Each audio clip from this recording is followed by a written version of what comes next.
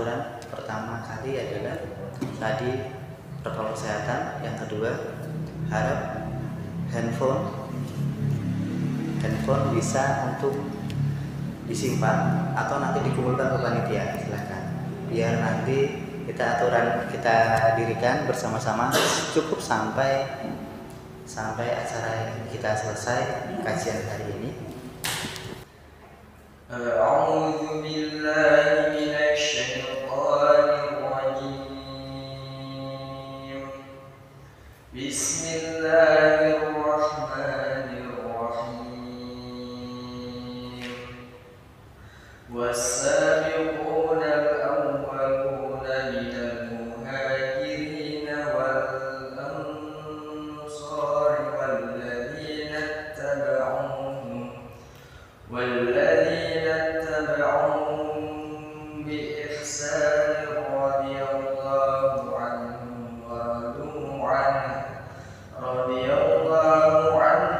ورضوا عنه وأعد لهم جنات تجري تحتها الأنهار خالدين فيها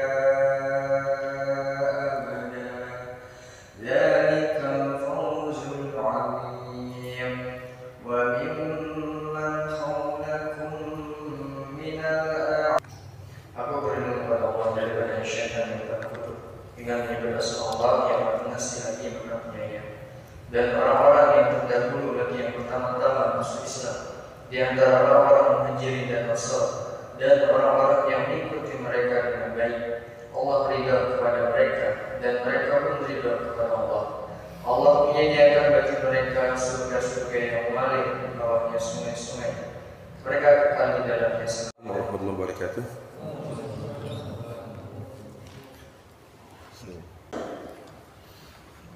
Alhamdulillah, summa alhamdulillah alladzi bi ni'matihi tatimmu shalihat.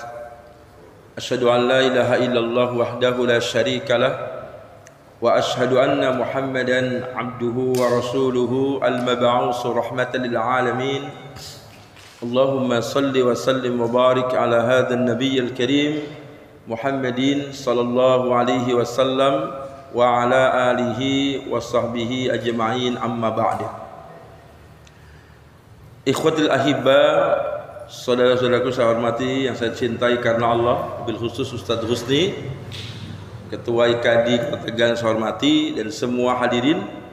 Alhamdulillah, malam hari ini memasuki malam kedua Safar, bulan Safar menurut saya Allah Subhanahu wa taala mempertemukan kita di sebaik-baik tempat, yaitu masjid ataupun rumah Allah ini. Mudah-mudahan sebagaimana malam hari ini Allah Subhanahu wa taala mempertemukan kita jami'una fi hadzal masjid, mudah-mudahan kelak di akhirat Allah juga kembali mempertemukan kita lagi di surga Allah Subhanahu wa taala. Shalawat dan salam mudah-mudahan Allah Subhanahu wa taala melimpahkan kepada Rasul Muhammad SAW, kemudian para sahabat-sahabat beliau, keluarga beliau, dan mudah-mudahan kepada seluruh pengikutnya yang setia dalam melaksanakan sunnah-sunnahnya. Papilah dalam acara mabit ini, judul yang diminta adalah keutamaan hijrah dan momentum hijrah menuju kebangkitan umat. Papilah, jadi hijrah itu luar biasa. Jadi pada waktu penentuan awal tahun baru umat Islam itu, di zaman Khalifah Umar bin Khattab, di mana pada waktu itu sahabat Umar dan sahabat-sahabat Rasulullah dengan Khalifah Umar itu menentukan awal tahun baru umat Islam.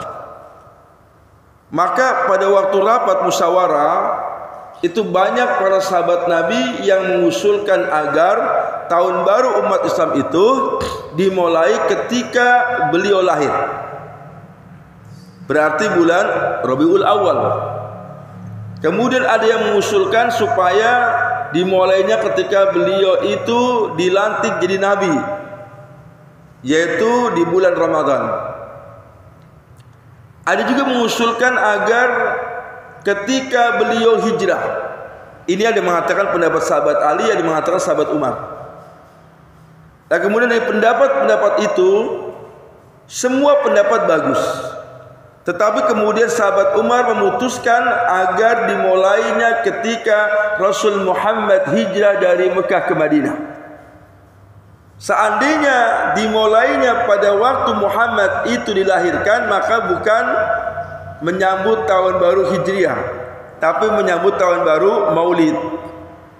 Kalau seandainya dimulainya ketika Muhammad mendapatkan wahyu Iqra bismi rabbikal ladzi khalaq, maka berarti menyambut tahun baru wahyu. Kalau kemudian alhamdulillah ditetapkannya adalah ketika beliau hijrah sehingga menyambut tahun baru Hijriah. Pada waktu itu sahabat Umar mengatakan al-hijratu tufarriqu bainal batil wal haq. Dia mengatakan hijrah itulah yang tufarriq, yang memisahkan bainal haqqi bainal batil wal haq, yang memisahkan antara batil dan al-haq. Jadi hijrah itu yang memisahkan antara kebatilan dengan kebenaran, sehingga kemudian dimulainya hijrah. Alhamdulillah, luar biasa, karena hijrah merupakan pemisah antara yang benar dan antara yang batil. Alhamdulillah. Maka ditetapkan tahun baru Hijriah. Hijrah itu secara bahasa ini memiliki banyak arti. Yang pertama, hijrah memiliki arti adalah al-intiqal. Al-intiqal ya, artinya adalah pindah. Ini bahasa yang sangat terkenal, bahwasanya hijrah itu adalah intiqal, sangat terkenal. Orang hampir semua tahu kalau hijrah itu adalah intiqal, pindah. Yang kedua adalah hijrah bermakna at-tarku, meninggalkan. Di Quran banyak sekali bicara hijrah adalah meninggalkan. Selain punya arti pindah juga meninggalkan. Misalnya di Quran surah Al-Mudaththir ayat kelima, warrujza fahjur.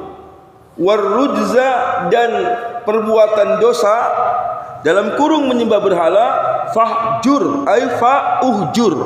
Fa maka uhjur dari kata hajara yahjuru hajran, itu artinya meninggalkan. Maka adapun perbuatan dosa tinggalkanlah, hijrahlah, maksudnya tinggalkan. Ini yang kedua, hijrah punya makna meninggalkan. Al-Mudaththir turunnya di Mekah. Pada waktu ayat ini turun, fafila warrujza fahjur, berhala-berhala di sekitar Ka'bah itu banyak banget. Kurang lebih 360 berhala. Tapi yang disuruh meninggalkan adalah meninggalkan menyembah berhala, meninggalkan menyembah berhala, meninggalkan perbuatan dosa, bukan menghancurkan berhala. Belum ada perintah untuk menghancurkan berhala, yang ada adalah tinggalkan berhala.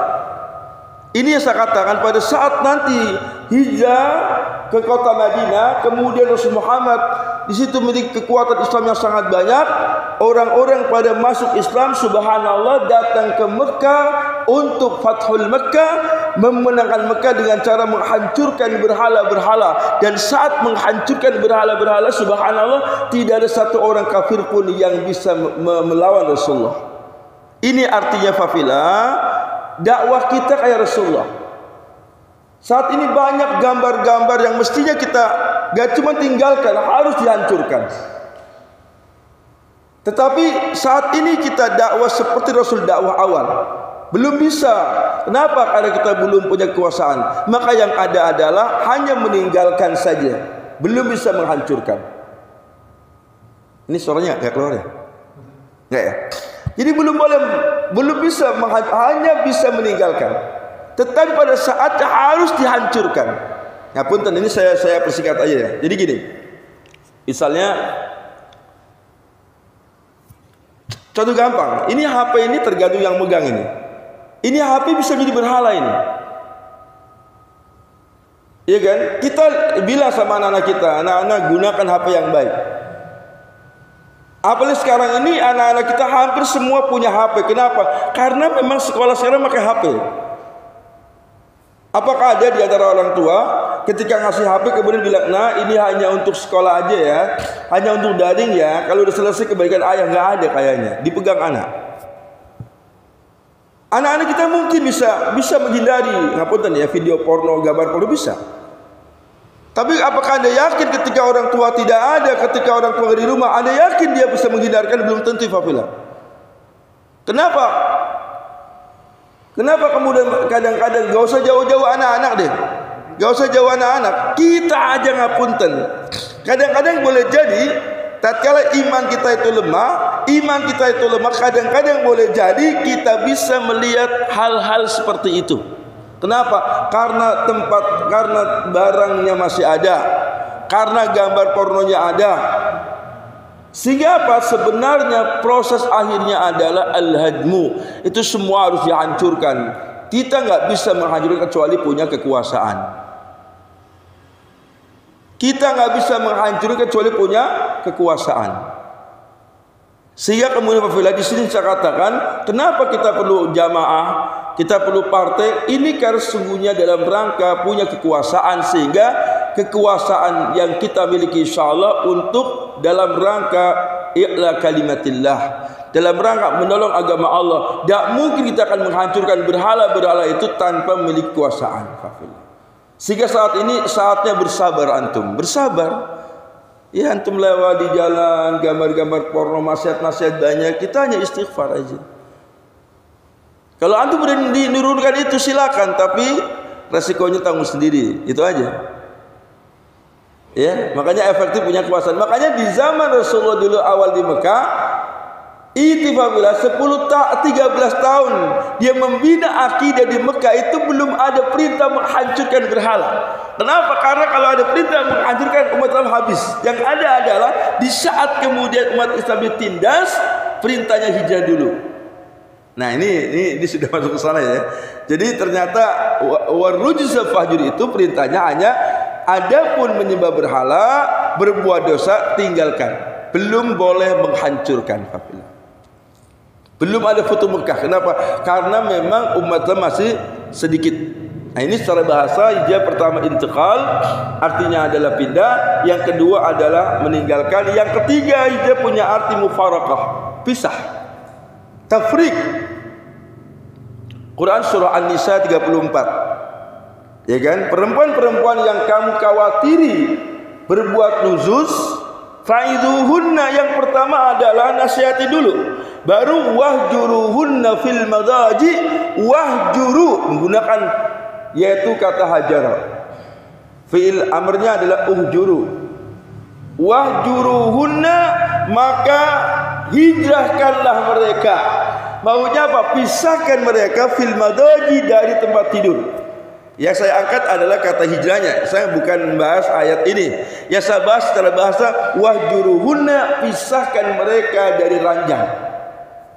Jadi kalau pembahasannya apabila kalau antum punya istri, istrinya berbuat sesuatu yang itu nuzuz, ya, maka tidak boleh langsung bilang cerai. Enggak. Pertama nasihati dulu. Nasihati belum mempan, pisah ranjang dulu. Lah kalimatnya wahjuruhunna, hijrahkan mereka. Hijrahkan maknanya pisahkan. Maka hijrah itu punya makna pisah. Ya, tatkala kita menghendaki rahmat Allah, maka berarti kita siap pisah dengan kemaksiatan, pisah dengan perbuatan batin. Ini di antara arti hijrah adalah yang ketiga itu adalah artinya yaitu pisah. Saya kira cukup 3 saja ya. Jadi hijrah. Hijrah itu di dalam Islam ada 2. Yang pertama al-hijratul makaniyah, hijrah secara tempat. Hijrah secara tempat yang dialami oleh Rasul Muhammad dan para sahabat itu 2 kali. Yang pertama hijrah dari Mekah ke Habasyah. Itu artinya hijrah dari kondisi dari negara yang tidak aman menuju negara yang aman. Al-hijratu min baladil khawfi ila baladil amni. Hijrah dari baladil khawf, dari negara yang penuh rasa takut. Karena semenjak meninggalnya paman beliau, meninggalnya istri beliau, Rasul Muhammad mengalami tahun duka cita, di mana saat ifafillah penindasan demi penindasan, penyiksaan demi penyiksaan terjadi terus-terusan tanpa ada paman beliau yang biasa melindunginya ifafillah. Sehingga apa? Saat itu Rasul Muhammad membutuhkan penguatan iman, menjaga akidah, terutama akidah para sahabat. Maka Allah pun perintahkan hijrah, dan beliau hijrah ke Habasah dalam rangka menyelamatkan akidahnya, menyelamatkan agamanya. Hijrah min baladil khauf, negara yang penuh rasa takut fafillah. Takut di situ karena mereka ditindas ke Habasah. Padahal di Habasah itu saat itu yang merintahkan adalah orang kafir. Yang merintahkan Raja Najasyi, penganut agama Nasrani. Itu babnya bukan bab negara kafir. Babnya adalah di mana Raja Najasyi walaupun dia Nasrani tapi terkenal raja yang sangat baik terhadap rakyatnya, bijaksana, raja yang baik. Sehingga apa? Butuh keamanan. Walaupun rajanya adalah Raja Najasyi, raja yang agama Nasrani, tetapi di situ diperintahkan hijrah ke Habasah. Kenapa? Karena mencari keamanan. Jadi walaupun negaranya kafir, tapi di situ negaranya berbeda dengan saat ini. Nah, kemudian hijrah yang kedua adalah dari min baladil kufri ila baladil Islam, dari Mekah ke Madinah. Ini hijrah Makkah yang kedua, yang disitulah umat Islam berkembang dengan pesat. Dan hijrah Makkah ini secara hukum Islam sudah tidak ada. Ketika beliau apabila menggalang kekuatan luar biasa di Madinah, Islam mulai tumbuh dengan baik. Banyak orang masuk Islam apabila. Maka kemudian Islam memiliki kekuatan yang luar biasa. Yang cerita singkatnya adalah kemudian Rasul Muhammad dengan para sahabat Nabi kemudian kembali ke Mekah untuk menghancurkan berhala-berhala yang ada. Yang saat itu tidak ada satu orang kafir pun yang melawannya. Kenapa? Islam sudah kuat fafilah. Makanya sebenarnya yang dibutuhkan saat ini adalah tarbiyah. Terus pendidikan Islam. Kita tidak usah berpikir panjang, tapi berpikirlah pokoknya mentarbiyah sebanyak-banyaknya. Karena semakin banyak tarbiyah, semakin banyak pembinaan, semakin banyak kelas-kelas tarbiyah, kelas-kelas pembinaan, insya Allah akan futuh Islam itu. Negara kita lebih cepat futuh mestinya. Tadi lihat Turki bagaimana ya. Turki aja bisa luar biasa. Padahal Turki kan lebih parah dari Indonesia. Adzan aja nggak boleh, perempuan berjilbab aja nggak boleh, tapi bisa futuh. Maka saya yakin kalau Turki saja yang lebih parah dari negara kita bisa futuh, insya Allah negara kita akan futuh insya Allah. Harus diyakini. Tapi yang terpenting adalah bagaimana hijrah dan pembinaan. Jadi hijrah Makaniyah sudah nggak ada ketika Rasul Muhammad itu futuh Mekah. Dia mengatakan la hijrata ba'dal fathi walakin jihadun wa niyyah. Kata beliau la hijrata diucapkan setelah futuh Mekah. Tidak ada hijrah, yang dimaksud adalah hijrah Makaniyah. Tidak ada hijrah lagi, walakin jihadun wa niyyah, yang ada adalah jihad dan niat. Jadi seandainya negara kita apabila diserang, diperangi oleh siapapun juga, negara Cina kah, negara Amerika kah, atau siapapun negara yang merusak kita, meraih kita, maka yang ada adalah jihad, bukan hijrah. Kenapa? La hijrata ba'dal fathi, tidak ada hijrah. Palestina dihancurkan oleh Israel, bertahan. Kenapa? Jihad. Negara kita seadanya sama, jihad. Sudah nggak ada hijrah. Kalau hijrah masih ada dalam artian Makaniyah, negara kita hancur. Dari dulu gak ada kemerdekaan. Kenapa negara kita merdeka? Karena dulu para pahlawan kita itu tidak hijrah, mereka berjihad fafilah. Subhanallah. Dan saya yakin fafilah, saya yakin seandainya negara kita diperangi, kita ini yang akan bela negara kita, pasti. Ya saat ini ngapunten ya, Menteri Agama mengatakan bahwasanya cikal bakal teroris, cikal bakal radikalis adalah para aktivis pengajian. Coba bayangkan, itu yang ngomong Menteri Agama kita. Padahal saya yakin seandainya negara kita bermasalah, diperangi, kita inilah orang-orang yang dianggap cikal bakal teroris, cikal bakal radikalis, kita yang akan bela negara sebenarnya. Bukan mereka setiap malam pasang nomor ya, yang setiap malam joget-jogetan, karaokean, bukan. Sungguh kita itu orang NKRI yang sejati, ya kita fafilah, yang kita kenal istilah hubul watun minal iman. Jadi dulu diajarkan di sekolah-sekolah hubul watun minal iman. Hadza laysa hadis. Ini bukan hadis, tapi ini ucapan para ulama. Cinta tanah air bagian dari iman. Jadi sebelum mereka mengatakan NKRI harga mati, kita lebih dulu dari dulu. Cuman nggak tahu sekarang ini dibenturkan. Kalau dibenturkan ya orang-orang yang aktivis pengajian dibenturkan dengan Pancasila, benturkan dengan NKRI. Padahal kita adalah orang yang justru Pancasila sejati Papila. Karena Pancasila itu karya ulama kita. Tapi herannya kok kayak ya, antum lihat video sekarang inilah bagaimana MUI sudah beberapa minta agar dibubarkan. Dianggapnya nggak Pancasialis. Kita bersabar saja. Jadi kembali ke materi Papila. Jadi hijrah makanya ini sudah nggak ada. Dia mengatakan la hijrat ba'dal fathi walakin jihadun wa niyyah. Tidak ada hijrah sesudah Futuh Mekah, yang ada adalah jihad dan niat. Kemudian yang kedua adalah al-hijratul ma'nawiyah. Hijrah ma'nawiyah. Hijrah inilah yang sampai kapanpun ada. Hadil hijrah la tanqati ila yaumil qiyamah. Hijrah ini la tanqati, enggak pernah putus sampai hari kiamat. Bahkan kata Ibnul Qayyim Al-Jauziyah, hijrah ini adalah hukumnya fardu ain. Setiap orang wajib hijrah. Setiap orang wajib hijrah, meninggalkan kebiasaan buruknya, meninggalkan kebatilannya, meninggalkan semua perbuatan buruknya. Ini hukumnya fardu ain Papila. Makanya tadi ayat yang dibaca oleh Ustaz Catur ini luar biasa. Saya akan membahas dulu ya. Surah At-Taubah ayat 100. Bila tadi yang dibacakan ayat 100 Papila. Ini adalah ayat pujian Allah terhadap para sahabat Nabi yang kemudian diikuti oleh orang-orang sesudahnya.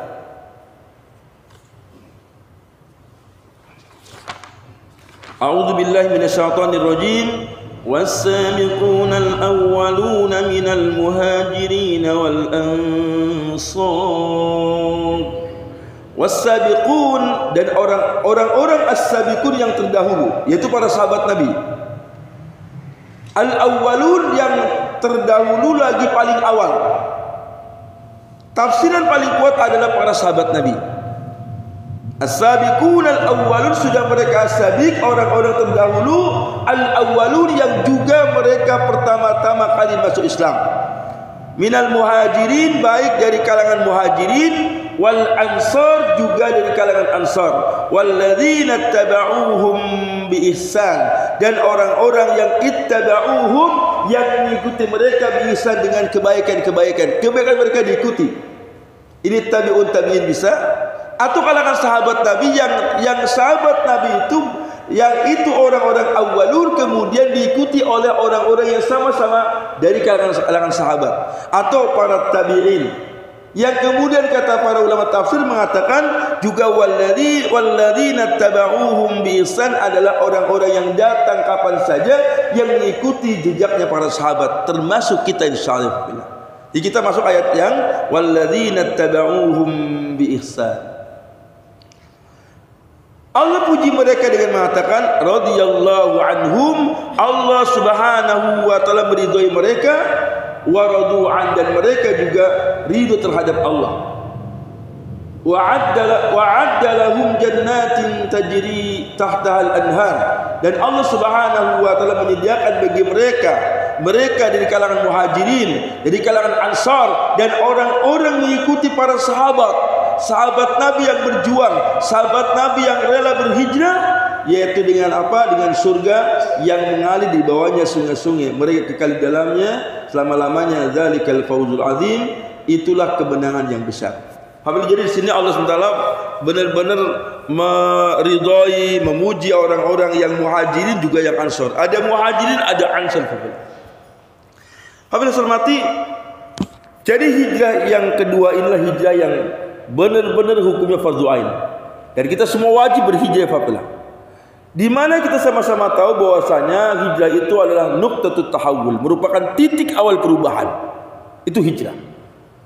Kalendernya hijrah, perubahan. Dan ini tepat banget Pak, tepat banget. 1441 berubah jadi 1442, berubah.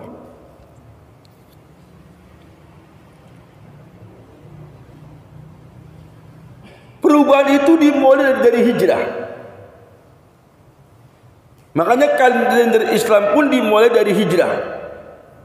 Sehingga tahunnya tahun Hijriah.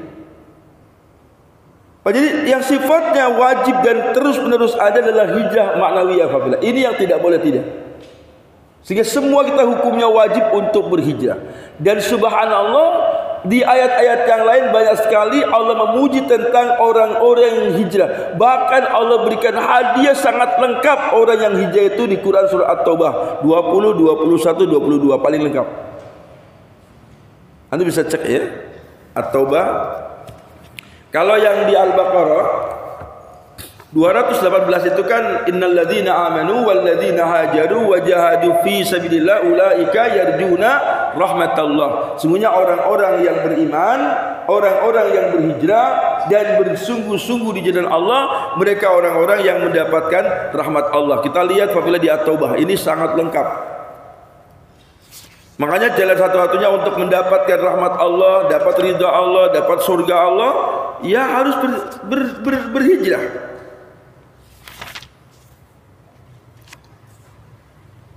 Di At-Taubah ayat yang ke-20 Allah sebutkan di sini, a'udzubillahi minasyaitonir rajim, alladzina amanu, orang-orang yang beriman. Jadi kalau udah kalimatnya alladzina faqila antum tahu ya. Jadi di sini adalah sifatnya umum. Isim mausul, umum. Siapa saja masuk dalam ayat ini asalkan dia beriman. Tidak dibatasi oleh warga negara Arab, tidak. Tapi semua orang masuk alladzina amanu. Kenapa? Alladzina isim mausul yang menunjukkan lafdzun am, makna umum, siapa aja. Jadi antum bisa masuk alladzina amanu. Kemudian orang-orang yang beriman wahajaru dan berhijrah. Iman aja nggak cukup, harus ada hijrah. Kenapa wawunya wawu atof? Nanti belajar sama Ustaz Rusli sama Ustaz Amir. Jadi ada wawu Ustaz Atib juga. Ada wawu atof. Di jam'i kullihi, untuk menggabungkan semuanya. Jadi nggak bisa satu berdiri imannya, nggak bisa, harus ada hijrah. Iman aja nggak cukup, harus ada hijrah. Pak, contoh saya berikan contoh aja gitu. Nabi Adam dengan setan ada kesamaan. Nabi Adam dengan iblis ada kesamaan. Sama-sama beriman dan sama-sama juga pernah maksiat. Cuman bedanya apa? Nabi Adam bermaksiat. Masih ingatan? La taqraba hadhis sajarah. Tidak boleh dekati pohon. Dekati pohon aja nggak boleh, apalagi memetik buahnya. Tapi Nabi Adam memetik buahnya. Dia berbuat kesalahan. Cuman bedanya apa? Ketika Nabi Adam Allah usir, Nabi Adam berkali-kali taubat, Rabbana zalamna anfusana, terus-terusan diucapkan, ya Allah, ini perbuatan zalimku. Fa illam taghfir lana wa tarhamna lanakunanna minal khasirin. Berulang-ulang dia mohon ampun pada Allah, dan kemudian Allah terima taubatnya dan Nabi Adam pun hijrah. Dia tinggalkan yang tadinya dia melanggar, semua ditinggalkan. Makanya kemudian Nabi Adam mendapatkan rahmat, mendapatkan surga Allah. Sedangkan iblis ketika dia bermaksiat kepada Allah, ketika Allah perintahkan para malaikat untuk sujud, fasajadu illa iblis, maka para malaikat sujud kecuali iblis. Ditanya oleh Allah, wahai iblis, apa yang menyebabkan, ma mana'aka, apa yang menghalang-halangi engkau, kenapa engkau enggak mau sujud? Id amartuk, ketika aku perintahkan kepadamu. Apa kata iblis? Ana khairum minhu, aku lebih baik daripada Adam. Khalaqtani min nar wa khalaqtahu min tin. Kau ciptakan aku dari api dan kau ciptakan Adam dari tanah. Ucapannya khalaqtani, kau ciptakan aku. Ya, antum yang bisa belajar bahasa, yang udah pernah belajar bahasa Arab itu luar biasa. Antum tahu kenapa bunyinya khalaqtani? Berarti setan mengakui Allah penciptanya, karena sebutannya khalaqtani, fiilnya fiil ma'ruf, fiil ma'lum, bukan majhul. Kalau majhul kalimatnya khuliqtu min nar. Kalau khuliqtu min nar artinya aku dicipta dari api. Setan enggak nyebut penciptanya. Kenapa kamu enggak mau sujud? Khuliqtu min nar, aku dicipta dari api. Itu berarti setan mengaku dicipta dari api, tapi setan enggak ngaku siapa penciptanya. Kalimatnya jelas sekali, khalaqta, engkau ciptakan ni aku Allah dari api. Artinya apa? Setan mengakui Allah penciptanya, mengakui Allah penciptanya, Fafilah.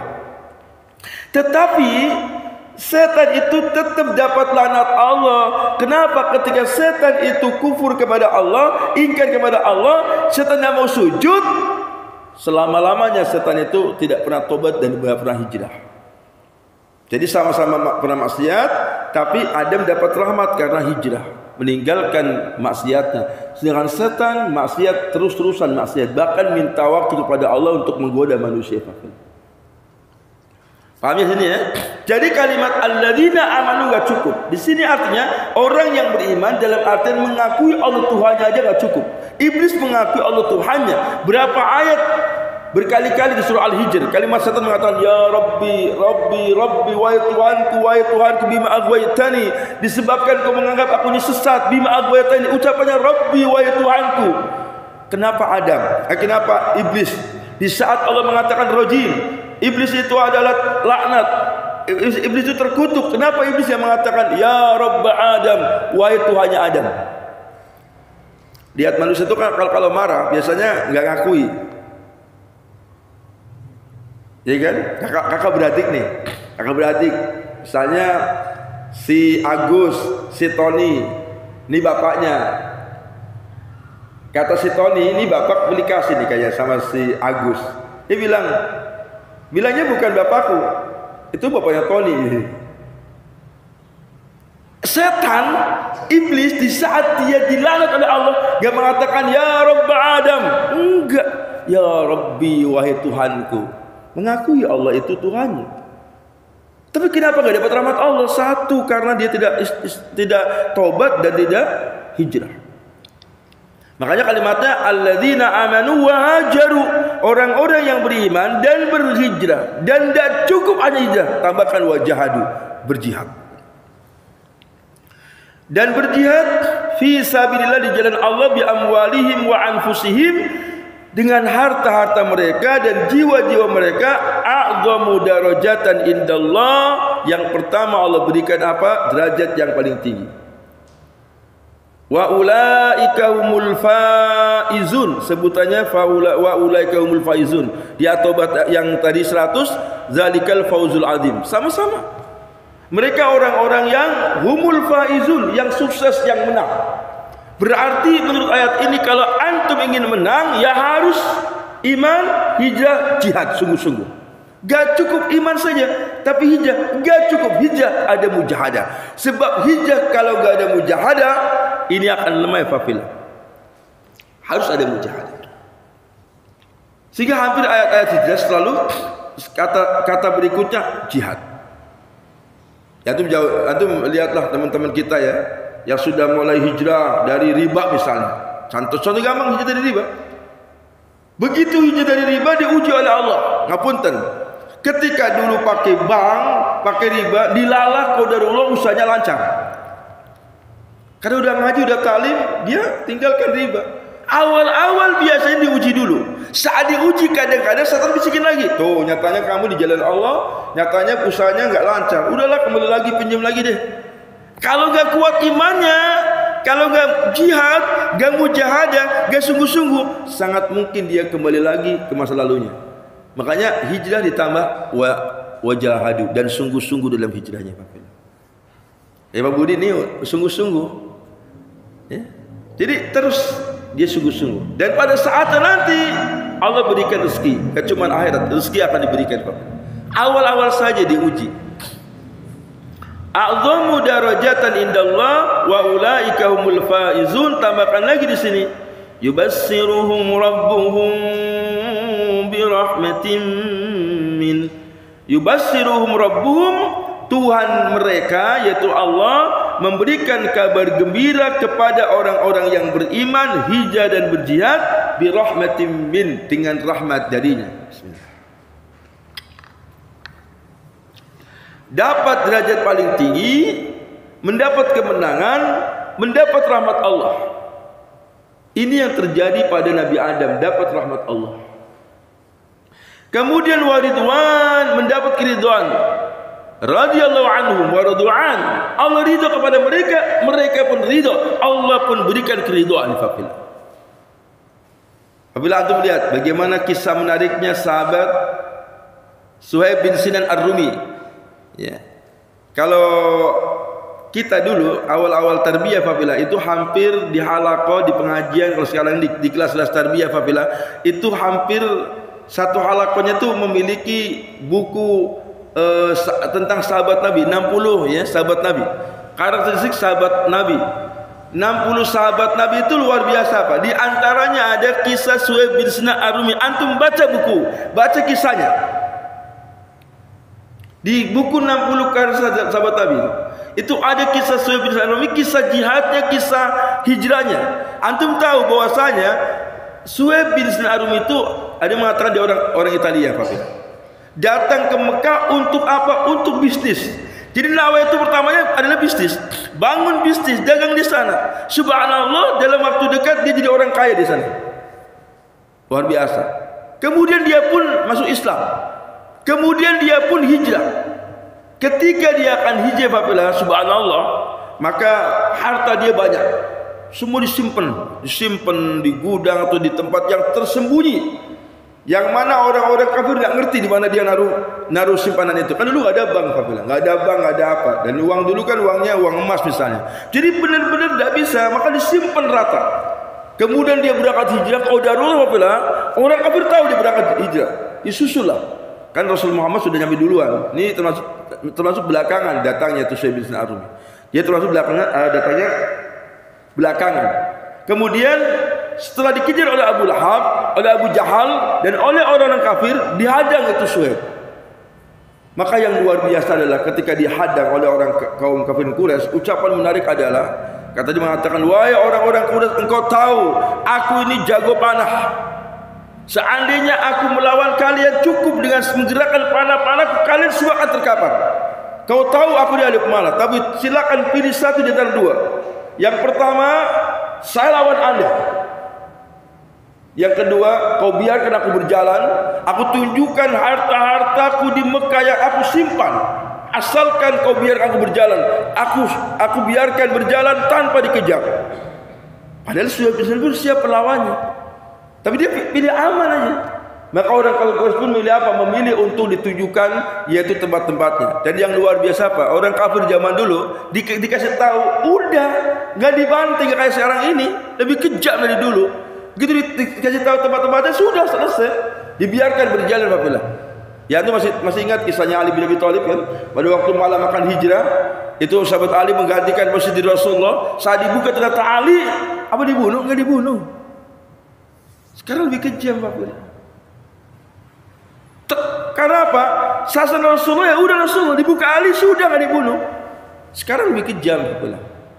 Lah maka Suhaib bin Sinan Ar-Rumi dia berangkat ke Madinah, semua harta yang dia dapatkan selama dia di Mekah, selama dia berbisnis, semua itu dikasihkan kepada kaum kafir Quraisy tanpa sedikit pun menyesal. Kenapa? Dia cari ridha Allah. Karena bagi Suhaib, ridha Allah, ridha Rasul di atas segala-galanya. Makanya dia mengatakan, silakan ambil hartaku, silakan, asal jangan kau halang-halangi aku untuk berangkat hijrah. Saya tunjukkan semuanya. Maka Abu Jahal memilih untuk ditujukan Fafilah. Subhanallah.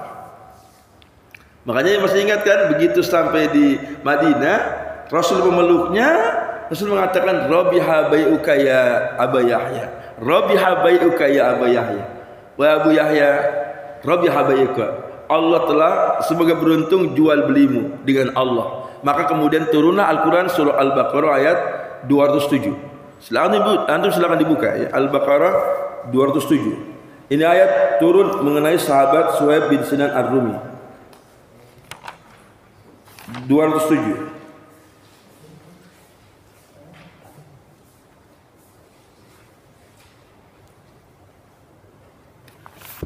Ya, jadi turunlah Quran surah Al-Baqarah ayat 207. A'udzubillahi minasyaitonir rajim. Wa minan nasi man yashri nafsahu ibtigha'a mardatillah wallahu raufun bil ibad. Wa minan nas, dan di antara manusia, termasuk maksudnya adalah Suhaib bin Sinan Ar-Rumi. Ayat ini maksudnya adalah Suhaib bin Sinan Ar-Rumi. Di antara manusia man, ada orang, inilah Suhaib di sini. Ada orang yang yasri nafsahu, yang menjual dirinya. Menjual dirinya termasuk juga hartanya. Ibtigha'a mardatillah, dalam rangka mencari ridha Allah. Radhiyallahu anhum wa radu an. Allah ridha. Dalam rangka untuk mendapat ridha Allah, dia rela tinggalkan hartanya, dikasihkan pada kaum kafir Quraisy. Silakan ambil. Jangan halang-halangi aku untuk hijrah kafilah. Makanya ini hijrah luar biasa, Pak. Saya kadang-kadang heran ya. Kadang-kadang gini, ada orang bilang gini, Ustaz, enak ya hidup di zaman Nabi ya. Kenapa enak? Kan enak Ustaz teman Rasul Muhammad, temu beliau, ada apa masalah apa, tinggal tanya. Saya bilang, antum syukuri hidup di zaman sekarang. Kenapa? Saya nggak yakin. Saya nggak yakin kalau antum hidup zaman Nabi. Saya nggak yakin antum jadi pengikut Rasulullah. Boleh jadi antum jadi pengikut Abu Jahal. Karena begini, antum bisa di sini sukses. Jualan susunya udah maju Ustaz Amir ya. Luar biasa. Punya cabang sampai di Kemantran di sana. Relasinya di sini. Aku udah lihat Ustaz Amir. Relasinya di sini, tahu-tahu harus meninggalkan bisnisnya di sebuah tempat yang gak ada relasinya. Coba dari awal lagi. Saya nggak yakin lah kalau kemudian, makanya antum syukuri di sini. Udah perlu anak ya di zaman Nabi, belum tentu Pak. Ninggalkan istrinya, ninggalkan anaknya, ninggalkan sawah ladangnya, coba. Di tempat yang baru yang antum nggak tahu relasinya. Tapi yakin Pak, kalau sudah hijrah Allah berikan dunia akhirat. Maka begitu datang di Madinah, kata Rasulullah, Rabiha bayuka ya Aba Yahya.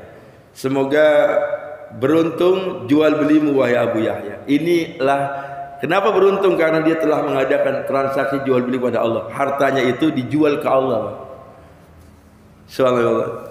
Dan saya jadi ingat ya, ini kalau saya lihat kisi-kisinya ada persaudaraan itu ya, antara Muhajir dan kaum Ansar. Ini ada cerita menarik ini. Ini saya ceritanya tidak terarah banget. Gini. Pertama antum masih ingat sahabat Abdurrahman bin Auf. Dia konglomeratnya orang Mekah waktu itu. Pada saat dia hijrah, berarti kan dia tinggalkan semua hartanya. Sekaya-kayanya orang Mekah, Pak, datang ke Madinah jadi orang miskin. Ya enggak? Dulu enggak ada bank soalnya. Kalau sekarang ini kaya-kayanya antum kemana-mana tetap kaya, karena hartanya tinggal diambil di mana-mana. Luar negeri pun antum bisa ambil ATM. Zaman dulu nggak ada ATM, nggak ada bank. Jadi kalau datang jadi orang kaya dan nggak bisa jadi orang miskin, nggak bisa bawa uang banyak. Bawa uang banyak kayak karung, resiko dibegal, resiko ditangkap. Maka ya kalaupun bawa sedikit aja. Abdurrahman demi Rasulullah, demi Allah, demi cintanya pada Allah, cintanya pada Rasul, dia pun tinggalkan Mekah, hijrah. Tapi subhanallah, dalam sejarah kalau nggak salah butuh waktu berapa? Nggak sampai setahun, beliau jadi orang terkaya lagi di Madinah. Kalau salah 3 bulan dia jadi orang terkaya nomor 2 atau 3. Kemudian setahun itu dia jadi orang terkaya nomor 1 lagi. Ini menandakan bahwasanya orang kalau udah hijrah, Allah bagi Allah gampang banget. Dan ketika beliau dipersaudarakan, Rasul itu sangat adil banget. Di mana Abdurrahman bin Auf itu dipersaudarakan dengan yaitu Amir bin Rabi. Sa'ad bin Rabi ya, dengan Sa'ad bin Rabi. Dipersaudarakan dengan Sa'ad bin Rabi. Yang mana bila Sa'ad bin Rabi itu adalah orang terkaya juga di Madinah. Konglomeratnya Madinah saat itulah Sa'ad bin Rabi. Persisnya mantan konglomerat, mantan orang paling kaya dipertemukan dengan konglomeratnya Madinah, Sa'ad bin Rabi dipertemukan. Ta'akhu bainahuma, dipersaudarakan. Dan ketika dipersaudarakan, ini Muhajirin, ini Ansar.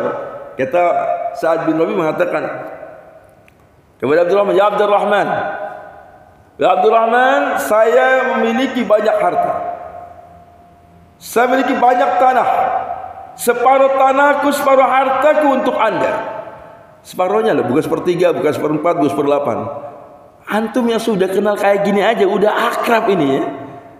Kayaknya gak sampai begitulah ya. Kalau temannya butuh nggak sampai ngasih separuh ya.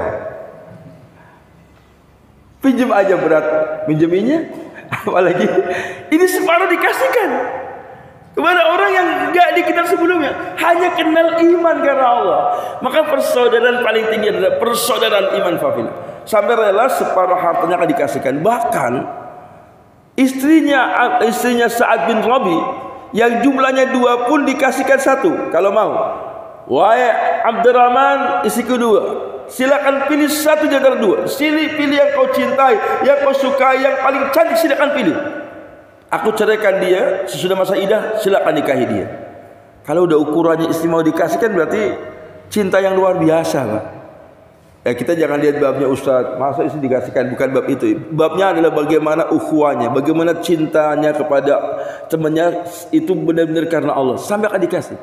Tapi saat itu Anda masih ingat Abdurrahman bin Auf yang diisari oleh Sa'ad bin Rabi, dia pun milih untuk sifat yang luar biasa lagi, namanya iffah.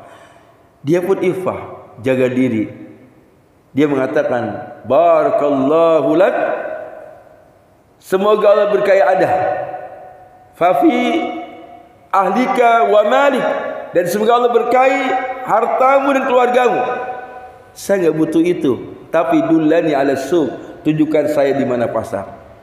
Abdurrahman bin Auf dikasih separuh harta, menolaknya. Dikasih istri yang dicintai, yang paling dicintai, silakan diambil, menolaknya. Dia hanya minta dullani ala suq, tunjukkan saya di mana pasar. Akhirnya di pasar itu dia mulai mengawali jualan. Luar biasa. Setahun sudah dia orang terkaya di Madinah. Ya, saya pernah nggak tahu ini riwayatnya benar atau tidak ya. Saya pernah bertanya kepada ahlinya tentang Abdurrahman, gimana dia jual apa? Kok sampai cepat sekali, sampai menguasai Madinah? Itu dia mengatakan dia tuh jualnya adalah, dia jual onta waktu itu, karena dia bawa onta. Dia jual onta itu dengan harga yang sama. Dia beli, dia jual dengan harga yang sama. Saya tanya, kalau gitu keuntungan dari mana? Ternyata yang dia jual itu sekarang ini aksesorisnya.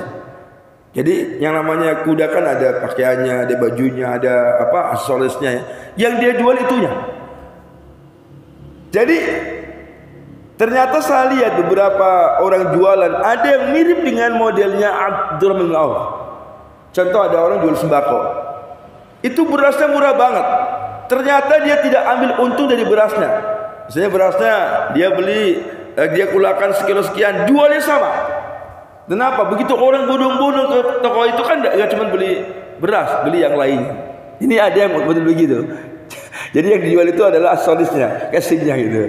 Ya ini diantara yang saya dapatkan Fabila. Makanya laku cepat karena murah banget, tapi aksesorisnya itu yang dia jual. Jadi bukan jual ontanya nggak dapat untung, tapi dari aksesorisnya.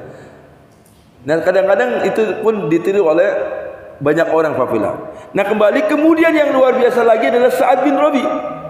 Sa'ad bin Rabi juga luar biasa Fabila. Ketika perang Uhud, nah ini luar biasa nih. Dia benar-benar jihad dengan hartanya, jihad dengan fisiknya, jihad dengan jiwanya.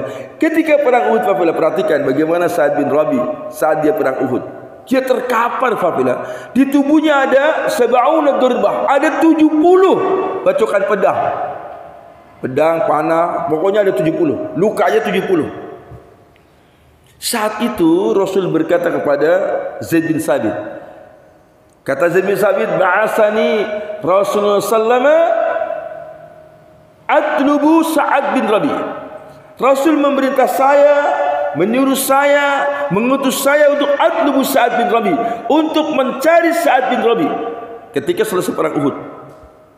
Di perang Uhud selesai, banyak orang terkapar. Sa'ad bin kemudian sahabat Zaid bin Sabit diperintah Rasulullah untuk mencari, untuk menjadi adalah Sa'ad bin Sabit, Sa'ad bin Rabi. Maka ketika itu kemudian Zaid bin Sabit itu mengelilingi para orang-orang terkapar di perang Uhud tadi. Ternyata dia mendapati Sa'ad masih hidup. Mendapati Sa'ad masih hidup dengan luka yang sangat banyak. Kemudian dia datangi, "Ya Sa'ad bin Rabi, anna Rasulullah SAW, sesungguhnya Rasul Muhammad itu mengucapkan salam untukmu." Orang senang banget pada dapat salam Rasulullah. Jadi dapat salam Rasulullah itu siapa? Sa'ad bin Rabi. Kata Zaid bin Sabit, Rasul Muhammad menyampaikan salam untukmu. Kemudian kata Rasul Muhammad, "Saya sudah menanyakan kepada engkau, bagaimana engkau mendapatkan dirimu? Kaifa tajiduka? Bagaimana tajiduka kau dapatkan dirimu?" Maka kemudian saat menjawab, "Ya Sa'id, ya Zaid bin Sabit, wa ala Rasulullah sallam assalam, salam balik untuk Rasulullah.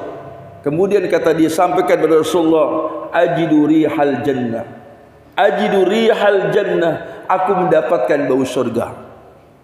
Bayangkan Pak. Makanya pada saat duka banyak dia tersenyum, yang ada merasakan bau surga.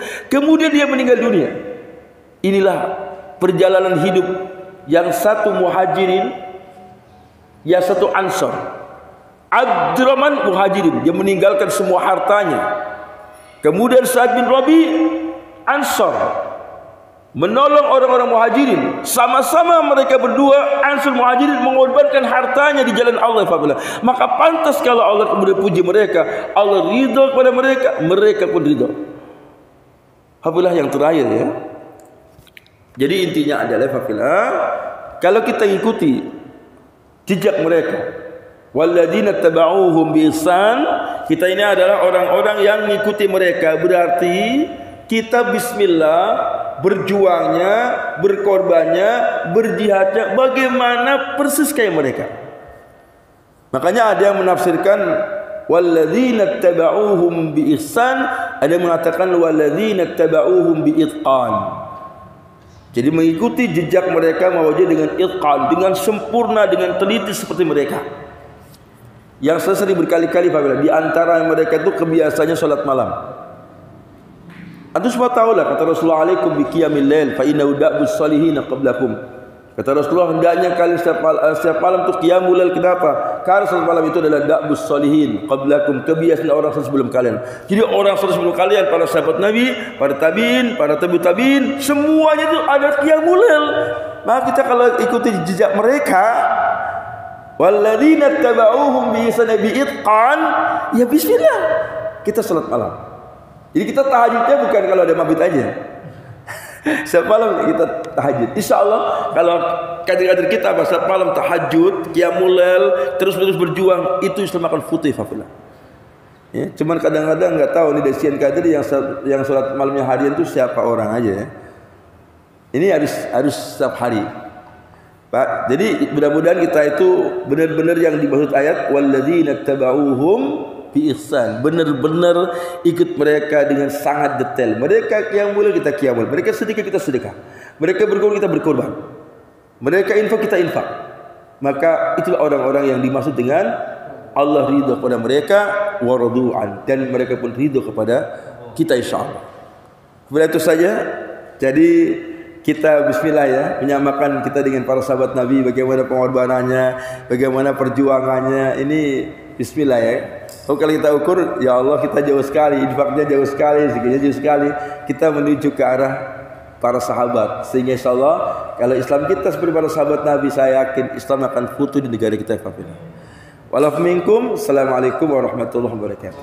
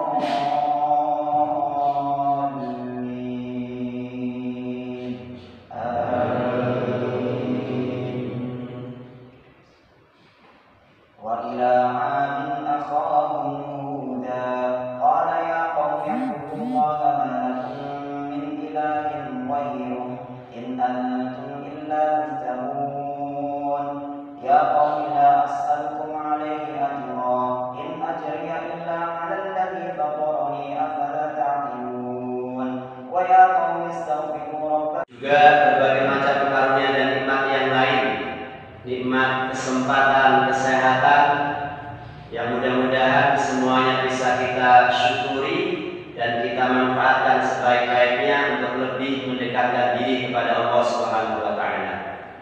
Salawat dan salam sebanyak mungkin selalu kita haturkan kepada panutan kita,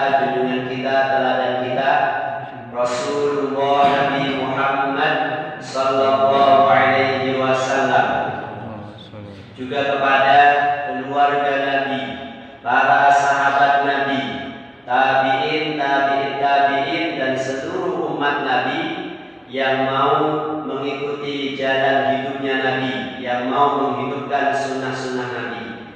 Mudah-mudahan kita yang hadir di Masjid At-Taqwa Tegal Sari ini juga termasuk golongan dari umat Nabi yang insya Allah akan mendapatkan kebaikan dan kebahagiaan sejak di dunia ini sampai mendapatkan kebaikan dan kebahagiaan yang sempurna pada kehidupan di akhirat. Amin Allahumma amin.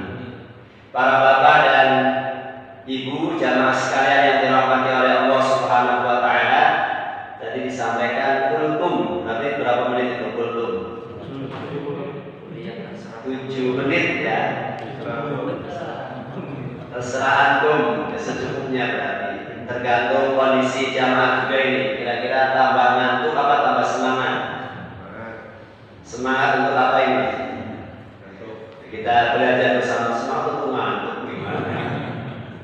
Para bapak dan ibu rahimahumullah, kita dapat tugas untuk menghafal satu ayat saja tadi.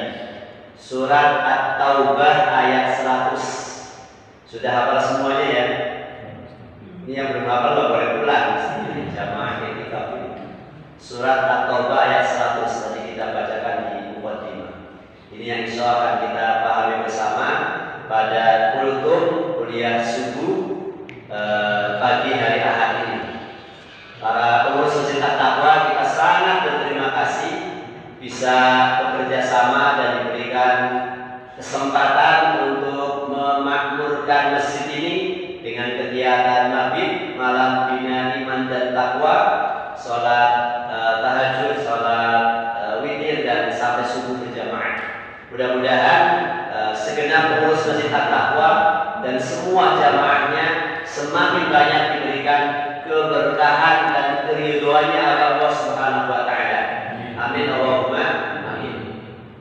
Di ayat ini tadi surat At-Taubah ayat 100 kita perlu memahami bersama.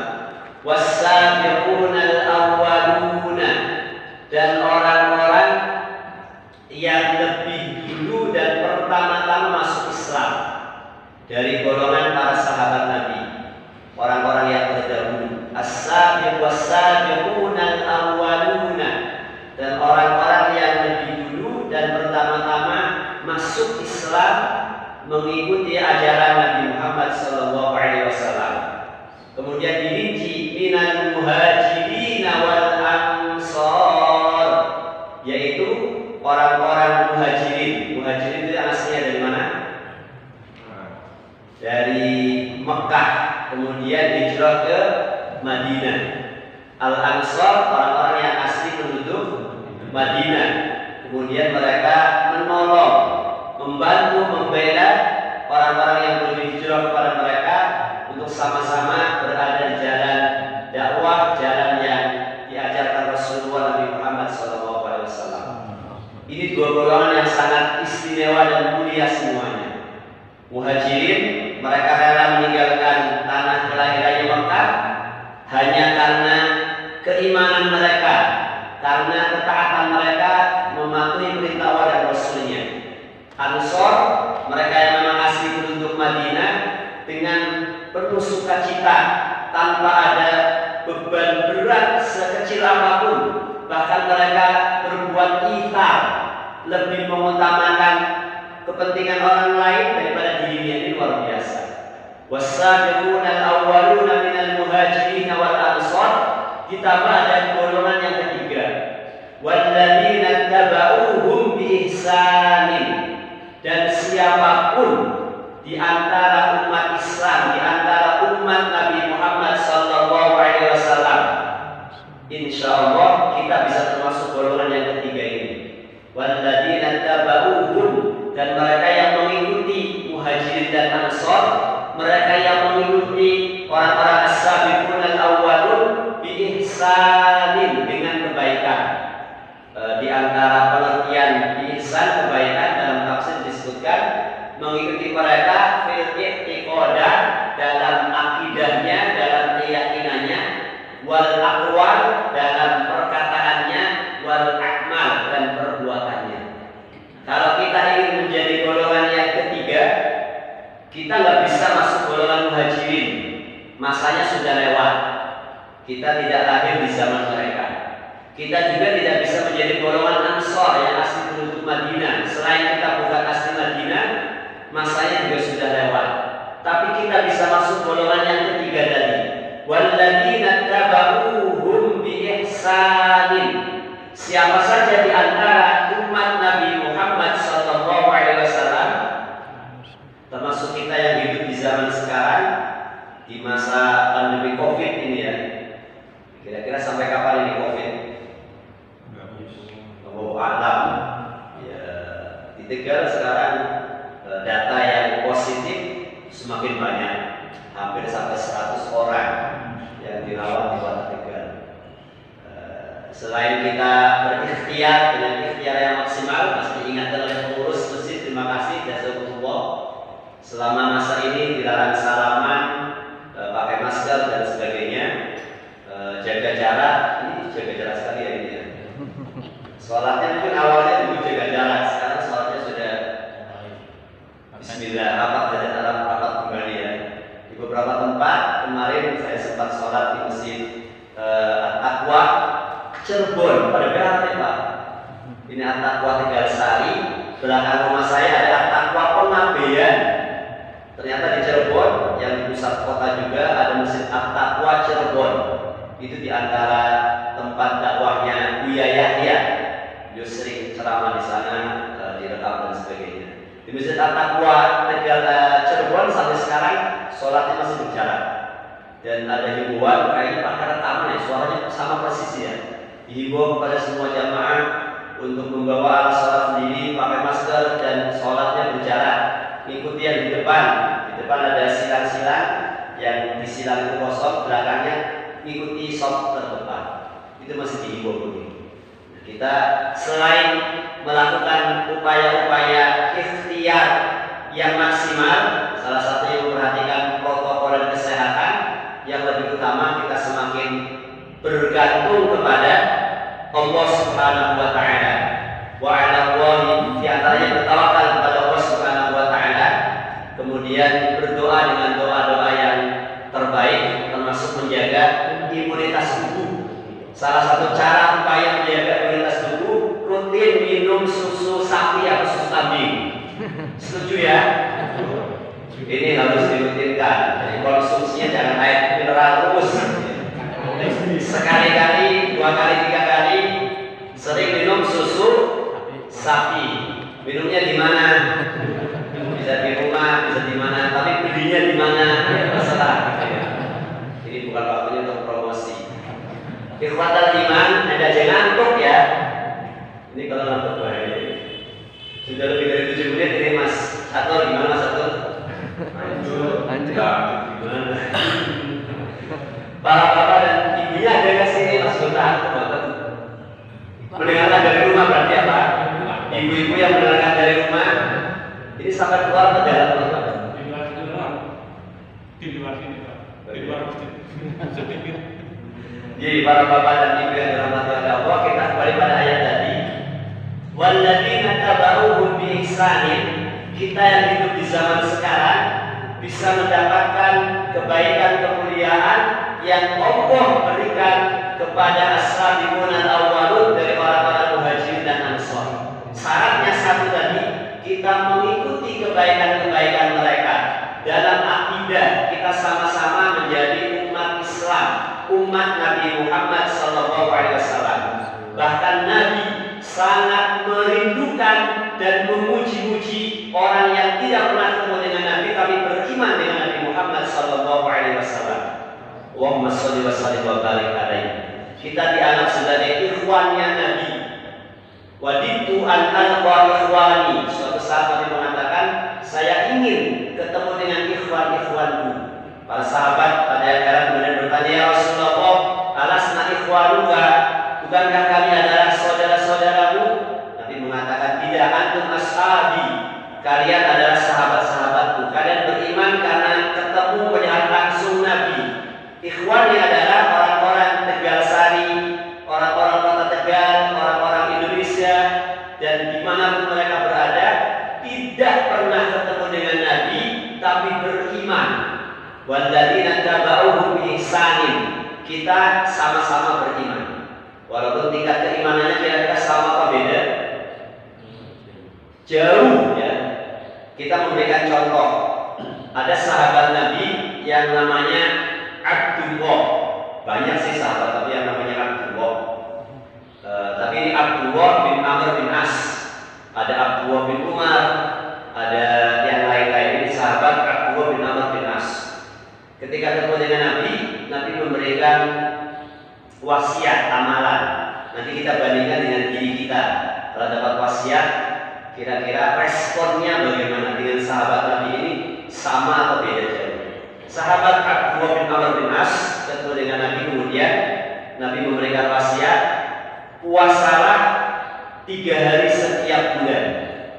Sum thalathata ayyamin min kulli syahrin. Puasalah 3 hari setiap bulan. Ini puasa apa kalau 3 hari setiap bulan? Di antaranya puasa ayyamul bid.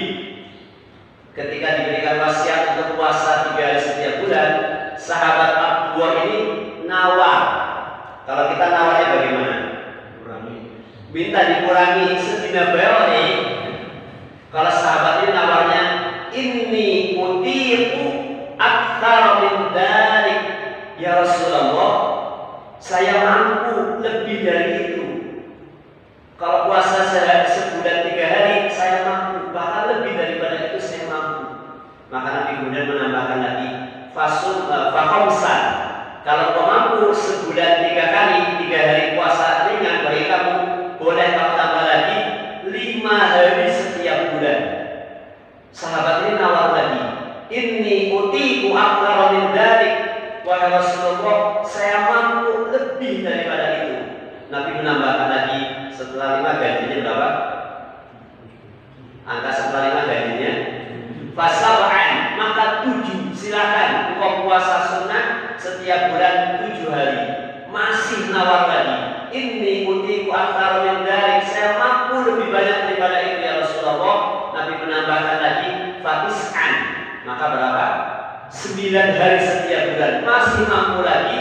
Sampai terakhirnya Nabi mengatakan, sum shauma Daud, puasalah engkau seperti puasanya Nabi Daud alaihi salam. Sebulan berapa kali puasa Nabi Daud? Sehari puasa, sehari buka, berarti maksimal berapa hari? 15 hari. Kemudian ini puasa yang terbaik, tidak boleh ditambah lagi. Ini respon sahabat Abdullah bin Amr bin As ketika diberikan amalan puasa. Nah, kita diberikan amalan puasa bagaimana tadi nawarnya? Kalau bisa setahun itu doang deh. Nawarnya yang luar biasa. Kita berusaha mengikuti tadi semampu kita dan semaksimal yang kita bisa. Jadi usahakanlah yang sudah lama ikut tarbiyah, ikut tiko, ikut pengajian di mana-mana. Mudah-mudahan tadi paling minim saja wis, kita ikut yang paling minim. Setiap bulan minimal sekali kita puasa 3 hari. Kira-kira sanggup nggak pembuatan? Insya Allah ragu-ragu ya. Sanggup nggak pembuatan? Ragu-ragu masih. Sanggup, insya Allah belakangan. Insya Allah ya berarti agar kuat, agar kiat. Nah, kita minimal itu mudah-mudahan. Terserah yang 3 hari itu masuk mau ayam bid atau Senin Kamis. Ini contoh kita berusaha mengikuti apa yang dilakukan oleh para sahabat. Walladzina tabauhum bi ihsanin. Para bapak dan ibu rahimahullah, balasannya yang akan diberikan oleh Allah kepada yang mengikuti Muhajirin dan Ansor. Jadi ada yang memelopori kita melakukan kebaikan dipelopori oleh orang-orang yang terdahulu. Apalagi para ulama. Ulama itu harusnya dihormati atau ditusuk? Dihormati. Yang rusuk ulama itu siapa berarti? Orang gila. Yang mengendalikan orang gila siapa? Lebih gila lagi katanya. Jadi luar biasa ya. Inna sa'yakum lasyatta. Memang perbuatan kita bermacam-macam. Ada ulama setingkat Syekh Ali Jabir, hafal Quran 30 juz, menyampaikan dakwah ceramah, ternyata ditusuk. Tangan sebelah mana ya? Kanan kayaknya. Tangan sebelah kanan. Ini gak ada yang mau nusuk saya ya. Nah, ini ulama kok dihina seperti itu. Kita tidak diajarkan seperti itu, tapi menghormati para ulama dan orang-orang yang terdahulu tadi. Di antaranya dengan mengikuti kebaikan-kebaikan mereka. Walladzina tabauhum bi ihsan. Balasannya luar biasa. Ada berapa itu? 3 balasannya. Radhiyallahu anhum wa radu anhu. Radhiyallahu balasannya pertama, radhiyallahu anhum wa radu anhu. Kalau kita mengikuti kebaikan-kebaikan para sahabat, para salafus saleh, kebaikan-kebaikan para ulama, maka balasan pertama Allah akan ridho kepada kita dan kita ridho kepada Allah. Radhiyallahu anhum wa radu anhu. Ini balasan yang pertama. Ridho dan diridhoi. Ridho kepada Allah dan diridhoi oleh Allah Subhanahu wa taala. Allah ridho dulu kepada kita dan kita ridho kepada Allah sebagai Rabb kita. Raditu billahi rabban dan seterusnya. Balasan yang kedua, wa a'adda lahum jannatin tajri tahtaha al-anharu khalidina fiha abada. Dengan mengikuti kehidupan para salafus saleh, dengan melanjutkan dan meneruskan kebaikan-kebaikan mereka, yang akan kita dapatkan adalah surganya Allah. Wa a'adda lahum jannatin, dan disediakan bagi mereka surga-surga tajri tahtaha al-anhar, yang mengalir di bawahnya sungai-sungai. Ada 4 macam sungai di surga. Pertama isinya apa? Airnya. Jangan ragu-ragu menyebutkannya. Susu ada. Terkenal lagi ya. Terkenal lagi ya. Air sungai isinya air susu. Kemudian ada air madu. Kemudian ada air khamr tapi tidak memabukkan. Yang terakhir air yang jernih. Ini luar biasa. Tajri tahta al-anhar, mengalir di bawah surga-surga kita tempati nanti insyaallah, sungai-sungai. Dan kita kekal di surga itu selama-lamanya. Khalidina fiha abada. Ini balasan kedua. Balasan pertama, ridho dan diridhoi oleh Allah. Yang kedua, mendapatkan surga yang mengalir di bawahnya sungai-sungai. Yang terakhir, dzalikal fawzul azim. Itulah kemenangan yang besar. Jadi dengan mengikuti para salafus saleh, kita akan mendapatkan al-fawzul azim, kemenangan yang sangat besar. Insyaallah kemenangannya baik di dunia maupun di akhirat. Jadi para bapak dan ibu rahimahullah, kayaknya sudah mulai ada yang mengantuk begitu ya. Jadi tidak perlu panjang dan lebar ya. Singkat tapi mudah-mudahan bisa dipahami. Kalau bisa tadi wajib dihafalkan surat At-Taubah ayat 100. Kalau sudah hafal boleh kita pakai dalam bacaan sholat. 1 ayat saja boleh ya? Boleh ya? Tapi 1 ayatnya kan lumayan ya. Ayo dibaca bareng-bareng. A'udzu billahi minasy syaithanir rajim. Langsung. Was-sabiqunal awwaluna minal muhajirin wal ansari walladzina tabauhum. Ulangi. Walladzina tabauhum bi ihsanin radhiyallahu anhum wa radu anhu wa a'adda lahum jannatin tajri tahtaha al-anharu khalidina fiha abada. Dzalikal fawzul azim. Karena 1 ayatnya agak terlalu panjang, kita boleh baca 1 ayat dalam sholat dan diulang-ulang sampai 3 kali, 5 kali, 10 kali boleh. Jadi nanti sholat syuruk misalnya, atau agak siang sedikit nanti kita sholat duha, setelah Al-Fatihah bacanya ayat ini, tapi dibaca rakaat pertama misalnya dibaca 3 kali atau 5 kali, rakaat kedua bacanya ayat itu lagi, boleh nggak? Boleh, mungkin dikurangi jumlahnya. Saya rakaat pertama kita baca 5 kali ayat ini, rakaat kedua dibaca 3 kali, atau rakaat pertama kita baca 3 kali ayat ini, rakaat kedua dibaca 1 kali. Insya Allah sambil kita daburi, dipahami isi dan kandungannya, mudah-mudahan bisa menjadi kebaikan kita untuk waktu-waktu yang akan datang. para bapak dan hadirin semuanya yang berbahagia dan dimuliakan oleh Allah Subhanahu wa taala. Ini jam 5:04 waktu syuruk jam 31. Jadi masih ada waktu bisa untuk zikir maghfirah masing-masing atau bersama-sama. Kami sarankan bersama-sama saja zikir maghfirahnya. Kalau nanti masih ada waktu lagi bisa untuk berdoa dengan doa-doa yang lain. Atau ini Pak, ada sarapan pagi apa enggak Pak? Ada sarapan pagi apa enggak? Orang budak bingung ada, beli sendiri-sendiri. Ada sarapan pagi apa enggak nih? Ada, di mana? Beli sendiri-sendiri. Apapun sarapannya, minumannya apa? Mantap. Demikian yang bisa kami sampaikan. Kurang lebihnya mohon maaf. Wassalamualaikum